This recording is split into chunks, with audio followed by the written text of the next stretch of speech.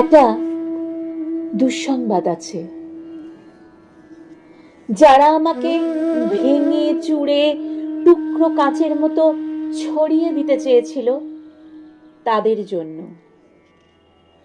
দুঃসংবাদটি তাদের জন্যে যারা ভেবেছিলে আমি হোঁচট খেয়ে পড়ে গেলে আর কখনো উঠে দাঁড়াতে পারবো না, মুখ থুবড়ে পড়ে থাকবো গা ঘিনঘিনে কাদায়। আমাকে ছিঁড়ে কাগজের মতো কুচি কুচি করে হাওয়ায় ভাসিয়ে দিলে আমি হারিয়ে যাব দিক শূন্যপুর।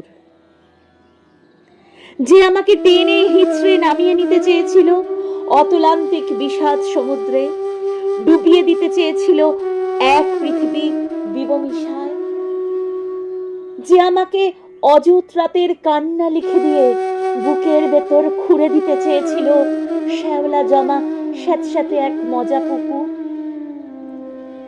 যে আমাকে দুঃখ দিয়ে পুড়িয়ে শেষে উড়িয়ে দিতে চেয়েছিলে ছাইয়ের মতন, তাদের জন্য দুঃসংবাদ। আমি এখন পাখির মতন। আমায় ছিঁড়ে কুচি কুচি ভাসিয়ে দিলে এখন আমি ডানা মেলে আকাশ জুড়ে উঠতে জানি। কাটা যায় না, ভাঙা যায় না। আমি এখন জলের মতন ভেসে যেতে যেতে হঠাৎ জলোচ্ছ্বাসে ভাসিয়ে দিতে আমিও জানি ছড়িয়ে থাকা টুকরো কাচের শরীর থেকে দুফলা এক ছুরি হতে। এই যে মানুষ দুঃখ দিতে দুঃখ ভীষণ, সেও জানুক আমি এখন হাসতে জানি।